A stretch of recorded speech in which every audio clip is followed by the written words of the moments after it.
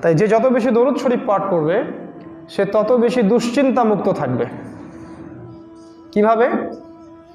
যদি রাসূল সাল্লাল্লাহু আলাইহি সাল্লাম আপনার বাসায় এসে আপনাকে বলতেন আসসালামু আলাইকা হে অমুক, হে অমুক তোমার উপর শান্তি বর্ষিত হোক, এটা কি আপনার জন্য বরকতের কারণ নয়?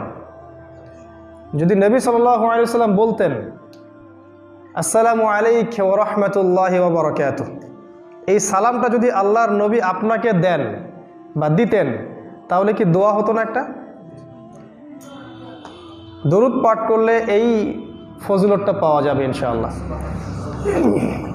এই জন্য বিচক্ষণ যারা আলেম ওলামা ছিলেন সালাফে সালেহিন, তারা দৈনিক আমলের একটা অংশ রাখতেন শুধু দরুদ শরীফ পাঠ করার জন্য। তারা খালি দরুদ শরীফ পাঠ করতেন, অন্য অন্য ইবাদতের মধ্যে এটাকে খাস করে রাখতেন। যত বেশি দরুদ পাঠ করতেন তত নেকি হতো, টেনশন দূর হতো এবং আল্লাহর রহমত, শান্তি, বারাকা নাজিল হতো। এছাড়াও দোয়া কবুল হবে বেশি বেশি যদি আপনি দোয়ার মধ্যে দরুদ পাঠ করতে পারেন। দোয়া করার সময় যদি আল্লাহর প্রশংসা করতে পারেন, আল্লাহর স্তুতি বর্ণনা করতে পারেন এবং আল্লাহ পাকের কাছে এমন ওসিলায় দোয়া করতে পারেন যে ওসিলা আল্লাহর কাছে অনেক পছন্দের, এবং এর সাথে রাসূল সাল্লাল্লাহু আলাইহি সাল্লামের প্রতি দোয়া বা দরুদ পেশ করতে পারেন, সালাম পেশ করতে পারেন, সম্ভাবনা বেড়ে যায় ওই দোয়াটা কবুল হওয়ার।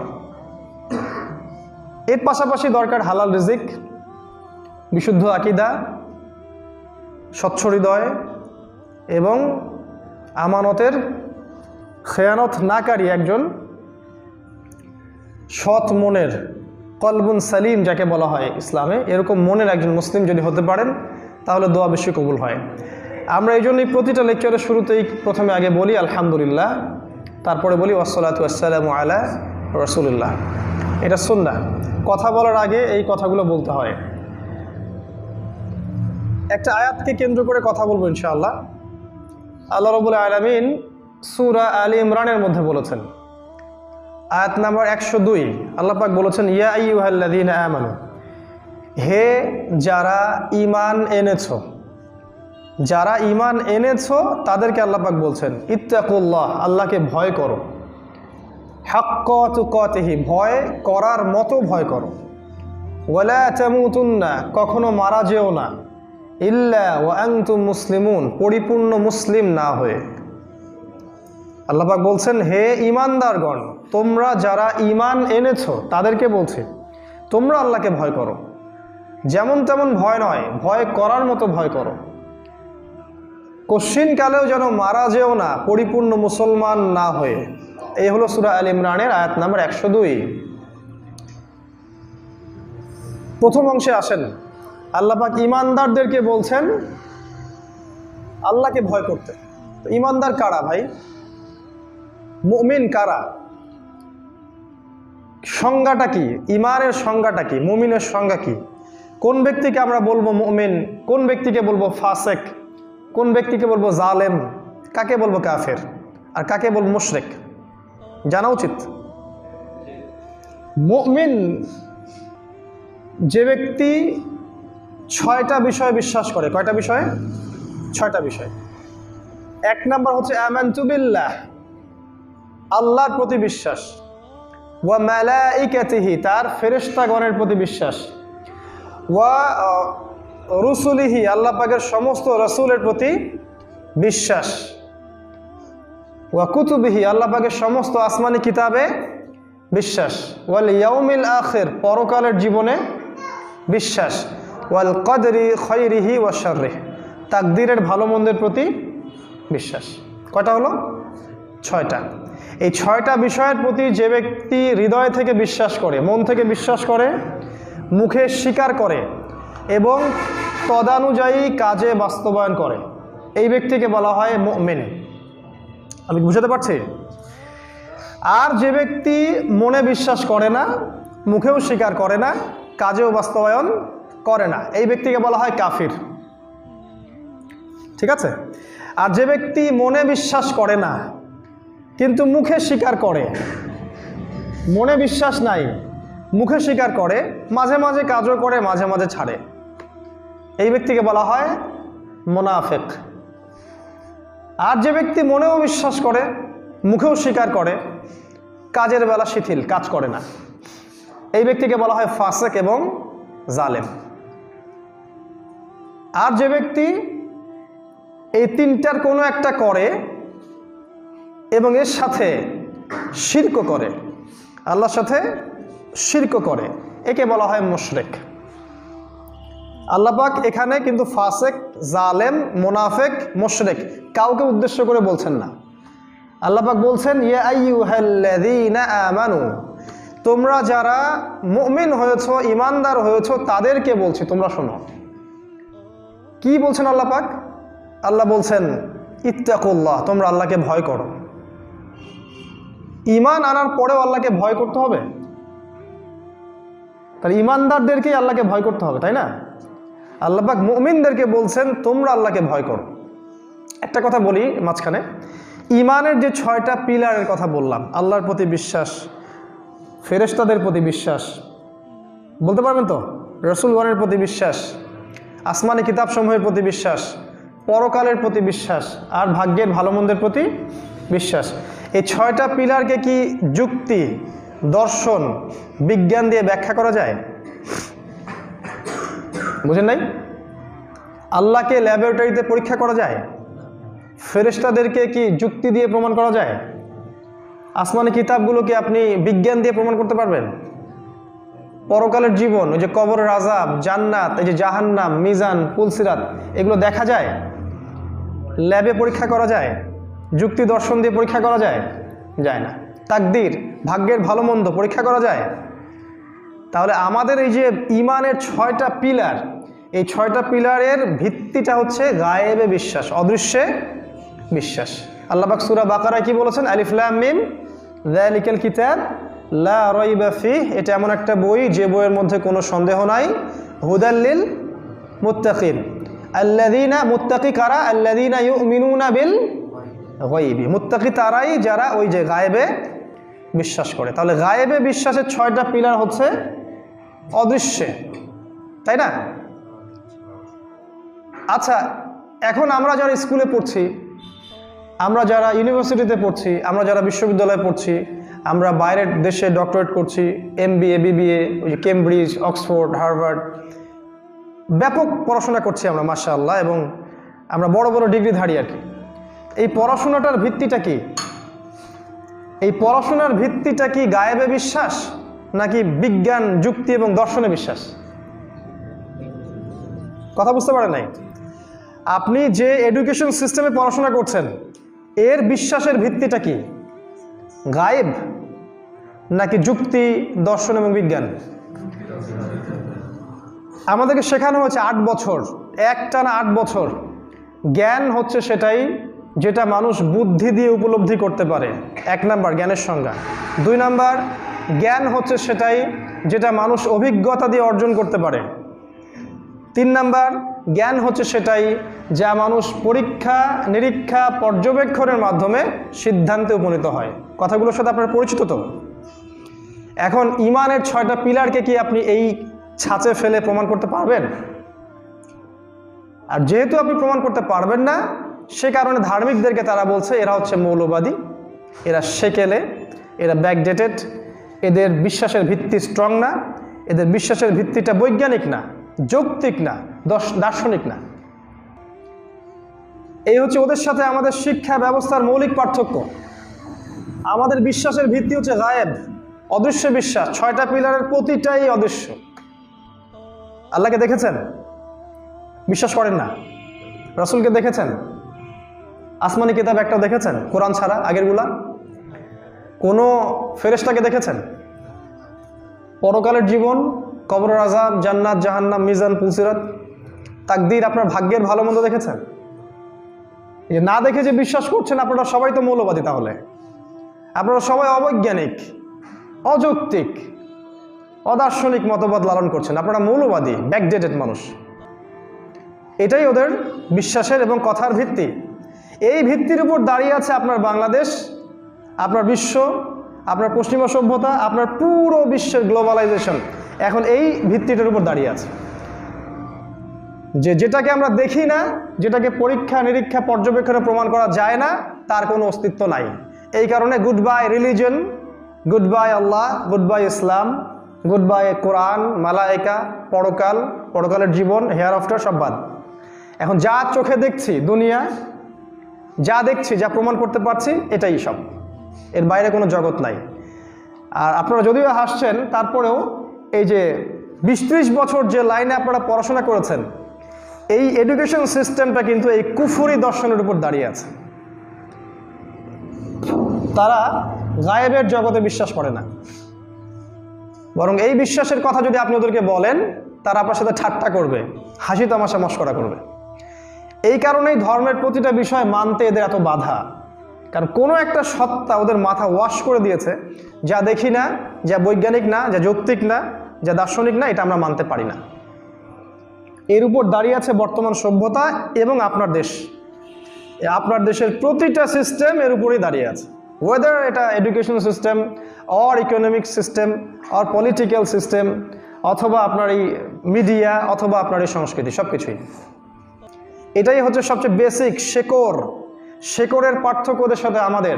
আমরা গায়েবে বিশ্বাস করি, ওরা গায়েবে বিশ্বাস করে না।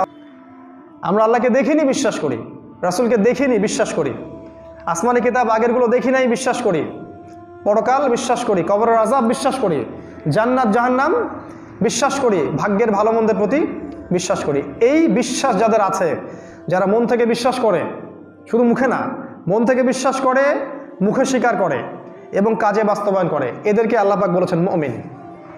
ইনশাআল্লাহ এরাই আল্লাহ রাব্বুল আলামিনের চিরস্থায়ী জান্নাতের অধিকারী হবে ইনশাআল্লাহ। আল্লাহ পাক বলেছেন খালিদিনা ফিহা আবাদা, তারা সেখানে চিরস্থায়ী হবে, চিরস্থায়ী। আর যাদের বিশ্বাসের ভিত্তি হচ্ছে ওইটা যুক্তি, দর্শন, বিজ্ঞান, এদের জন্য আল্লাহ পাক বলেছেন এরা যাবে জাহান্নামে, খালিদিনা ফিহা আবাদা, তারা সেখানে চিরস্থায়ী হবে। সহজ সরল জীবন দর্শন। এবার আল্লাহ পাক এই মুমিনদেরকে বলছেন তোমরা আল্লাহকে ভয় করো, তাকওয়া অবলম্বন করো। এটা কিভাবে করতে পারি আমরা? সহজ কথা উত্তর হচ্ছে যে আপনার জীবনের প্রতিটা কাজ বা আমার জীবনের প্রতিটা কাজ আমরা যদি আল্লাহ রাব্বুল আলামিনকে হাজির এবং নাজির জেনে করতে পারি, যে আমার চিন্তা, আমার পথ চলা, আমার ইবাদত, আমার পরিবার, আমার নামাজ বন্দেগী, আমার হজ জাকাত, আমার রাজনীতি, আমার অর্থনীতি, আমার এই যে দাওয়া এবং জিহাদ, সব কিছুই, প্রতিটা কাজ আল্লাহ রাব্বুল আলামিন দেখছেন, মনিটর করছেন। একটা বিন্দু মাত্র সেকেন্ডের জন্য তিনি ক্লান্ত হচ্ছেন না। তিনি দেখছেন, তিনি শুনছেন, তিনি আমার সাথে আছেন। তার জ্ঞানের দিক থেকে তিনি আমার সাথে আছেন। পৃথিবীর কেউ আমার সাথে না থাকলে আল্লাহ আমার সাথে আছেন, তিনি আমাকে দেখছেন, শুনছেন। এই যে চেতনা বা কনসিয়াসনেস, এইটাকে নিয়ে যদি আপনি পথ চলা শুরু করেন, তখন আপনি বুঝতে পারবেন তাকওয়া কি জিনিস। যারা আল্লাহ পাকে এইভাবে হাজির নাজির জেনে পথ চলছে, ইসলাম পালন করছে, এরাই হচ্ছে প্রকৃত মুত্তাকি। আল্লাহ পাক এটাই বলতে চাচ্ছেন, তোমরা আল্লাহকে ভয় করো। যখন মানুষ এইভাবে আল্লাহকে চিন্তা করবে যে আল্লাহ পাক আমাকে দেখছেন, আল্লাহ পাক আমাকে শুনছেন, গভীর রাত আপনি চাইলেই কিন্তু একটা অপকর্ম করতে পারেন, করছেন না, আল্লাহ আপনাকে দেখছেন, এই চিন্তা করে রমাজানে রোজা রাখছেন, কেউ দেখছেন আপনি খাচ্ছেন কি খাচ্ছেন না, আল্লাহ দেখছেন, এই যে চিন্তা করছেন আপনি অর্থনৈতিক জীবনে গিয়েছেন, আপনি সুদের টাকা নিতে গিয়ে ফেরত আসলেন, এই কারণে না, আল্লাহ আমাকে দেখছেন। আপনি সরকারি পদে আছেন, কেউ টেবিলের তল দিয়ে ঘুষ দিল, আপনি নিলেন না, না, আল্লাহ আমাকে দেখছেন। আপনি পলিটিক্যাল আরো বড় পাওয়ারে আছেন, বিল পাস করা হলো, আল্লাহ বিরোধী একটা আইন, মদের লাইসেন্স দাও, আপনি বললেন আমি দিব না, আল্লাহ আমাকে দেখছেন। এই চেতনাগুলোর নাম হচ্ছে তাকওয়া। আমি বুঝাতে পারছি? নবী সাল্লাল্লাহু আলাইহি ওয়াসাল্লাম একটা সংজ্ঞা দিয়েছেন, এই সংজ্ঞাটা শুনেন। আল্লাহ আমাদের নবী সাল্লাল্লাহু আলাইহি ওয়াসাল্লাম বলেছেন তাকওয়ার সাথে একটা বিষয় সম্পর্কিত, সেটা হলো ইহসান। কি নাম? ইহসান। নবীজি সংজ্ঞা দিতে গিয়ে বলছেন যে আনতা আবুদাল্লাহা কাআন্নাকা তারাহ, তুমি এমনভাবে আল্লাহর ইবাদত করবে যেন তুমি আল্লাহকে দেখতে পাচ্ছ। ওয়া ইন লাম তাকুন তারাহু ফাইন্নাহু ইয়ারাক, আর তুমি যদি আল্লাহকে দেখতে না পাও তাহলে জেনে রাখবে আল্লাহ পাক অবশ্যই তোমাকে দেখছেন। ক্লিয়ার? তুমি এমনভাবে আল্লাহর ইবাদত করবে যেন তুমি আল্লাহকে দেখছো। ইবাদত মানে সব কিছুই, আপনার ঘুম থেকে শুরু করে আবার ঘুমানো পর্যন্ত প্রতিটা কাজে কিন্তু ইবাদত, খালি নামাজের কথা বলা হয় নাই।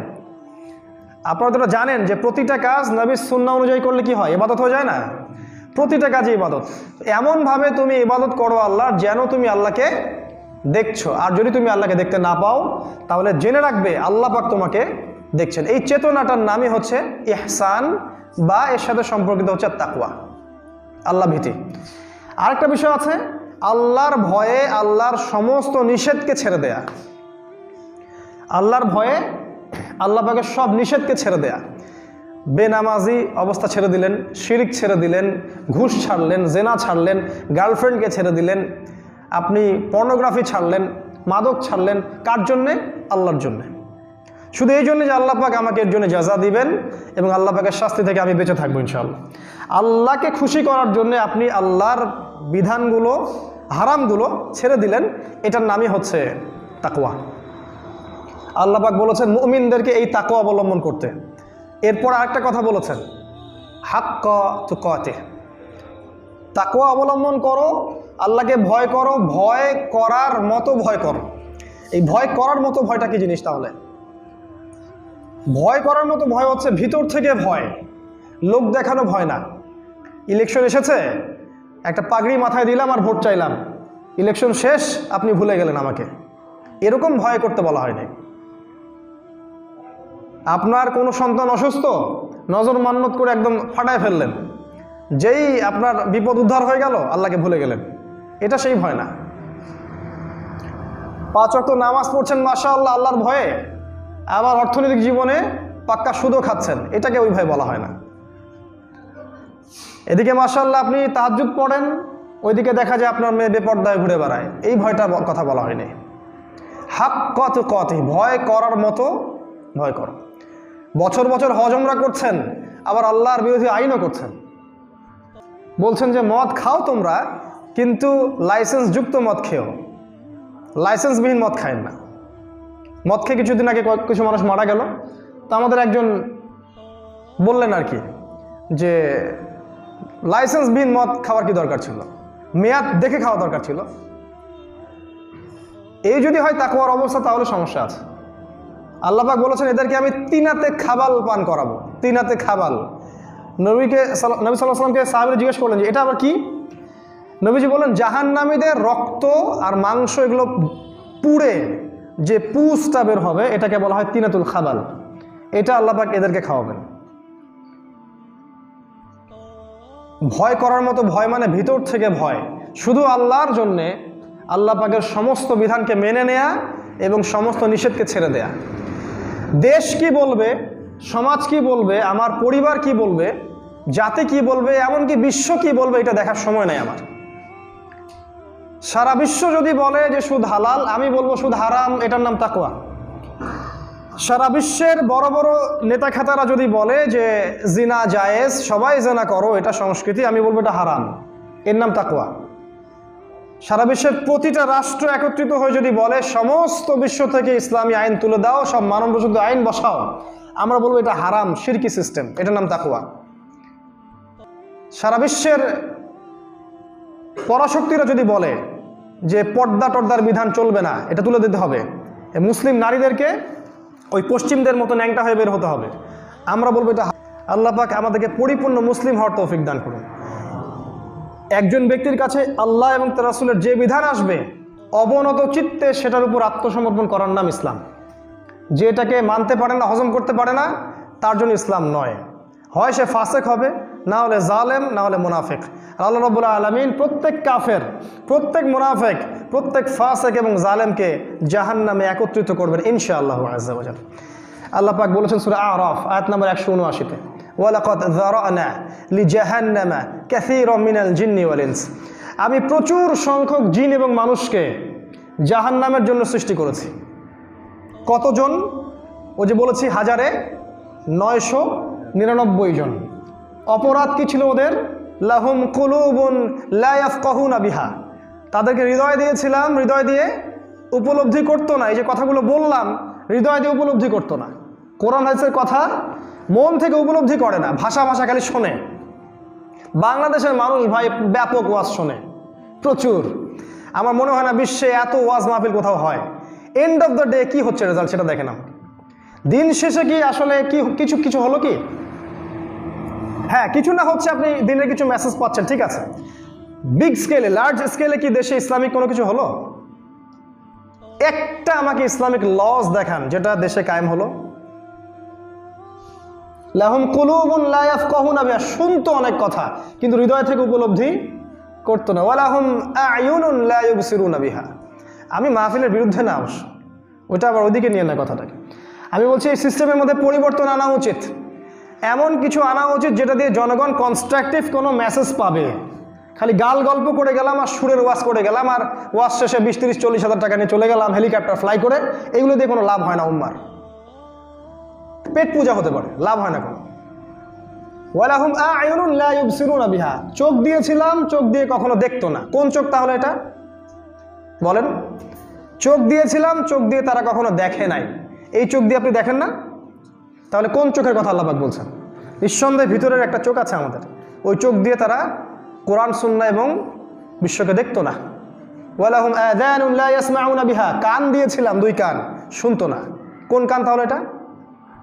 ভিতরের কান, কলবের কান। উলাইকা কাল আনআম, আল্লাহ পাক বলেছেন এই শ্রেণীর মানুষরা হচ্ছে গবাদি পশুর মতো। কাল আনআম, এখানে যারা মাদ্রাসার ছাত্র আছেন তারা জানেন আনআম মানে কি ভাই? পশু, গবাদি পশু। উলাইকা কাল আনআম, এরা হচ্ছে গবাদি পশুর মতো। আল্লাহ পাক আমাকে গবাদি পশু বলেছেন, জি আমাকেই। আপনাকে গবাদি পশু বলেছেন আল্লাহ পাক। আল্লাহ পাক আরো বলেছেন বালহুম আদল, বরং তার চেয়েও তারা নিকৃষ্ট। আল্লাহ আমাকে কথা বলছেন, আমি কেন গবাদি পশু হতে যাব? কারণ আমি শুনেও শুনি না, দেখেও দেখি না, হৃদয় দিয়ে উপলব্ধি করি না। উলাইকা হুমুল গাফিলুন, এরা হচ্ছে গাফেল। এই গাফেলদের পরিণতি কি হবে?